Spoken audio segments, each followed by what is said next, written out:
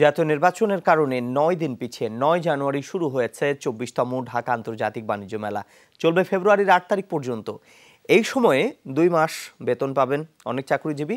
ক্রেতার কাছে অর্থের যোগান ভালো থাকায় বেচা বিক্রি ভালো হবে বলে আশা করছেন বিক্রেতারা। ছুটির দিনে সকাল থেকেই বাণিজ্য মেলায় ভিড় জমাচ্ছেন দর্শনার্থীরা।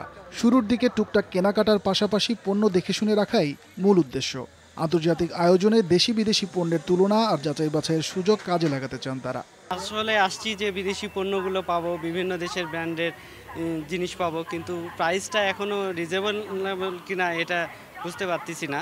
তো এখন শুরু তো, যদি আসে তাহলে বিভিন্ন ধরনের ব্র্যান্ড বা বহু জিনিস কিনা হবে আর কি। সব স্টলগুলো রেডি হয়নি, তবে বাচ্চার জন্য কিছু খেলনা কিনলাম, হয়তো ছুটির দিনে আবার আসবো, অন্য বেশি কিছু কিনবো, হয়তো স্টলগুলো তখন রেডি হয়ে যাবে। ভালো লাগলো। যে স্টলগুলো আপনারা দেখছেন সবই কিন্তু আমাদের দেশি প্রোডাক্টের প্যাভিলিয়নগুলো বেশি দেখা যাচ্ছে, যার কারণে অ্যাকচুয়ালি আমাদের প্রত্যাশাটা বেশি যে আমাদের কাস্টমার আমাদের জিনিসগুলোই নিবে। মেলা শুরু বলেই পুরো গুছিয়ে উঠতে আরো ২-১ দিন সময় লাগবে প্রদর্শনকারীদের। আর ২-৩ দিন সময় লাগবে যে গুছানো কমপ্লিট হয়ে গেছে, আর মনে আজকের দিন হলেই হয়ে যাবে। এখনো তো পুরোপুরি গুছানো হয় নাই, দেখতে আসছে, নেক্সট টাইমে ইনশাআল্লাহ কেনাকাটা করতে আসবে।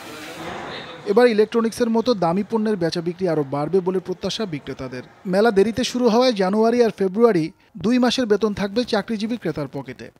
2টা মাস পাবো মেলা। এই জানুয়ারিতে শুরু হলো, ফেব্রুয়ারি পর্যন্ত ইনশাল্লাহ আমরা আছি। আর তারপরে দেখা যাচ্ছে যে মেলাতে নতুন বছর উপলক্ষে সবার বিয়ে-শাদী প্রোগ্রাম থাকে। তো ইলেকট্রনিক্সের আমাদের অনেক রকম ইলেকট্রনিক্স আইটেম আছে, বিভিন্ন রকম প্রমোশন আছে। তো ইনশাল্লাহ আশা করছি যে অল ওভার সব কিছু মিলিয়ে আমরা ভালো ব্যবসা ইনশাল্লাহ করতে পারবো। এবারের আয়োজনে বাংলাদেশ সহ 25টি দেশের 52টি প্রতিষ্ঠান অংশ নিচ্ছে। প্যাভিলিয়ন, মিনি প্যাভিলিয়ন, রেস্টুরেন্ট সহ মোট 604টি স্টল রয়েছে মেলায়। শেহাদ সিন্ধু, যমুনা নিউজ, ঢাকা।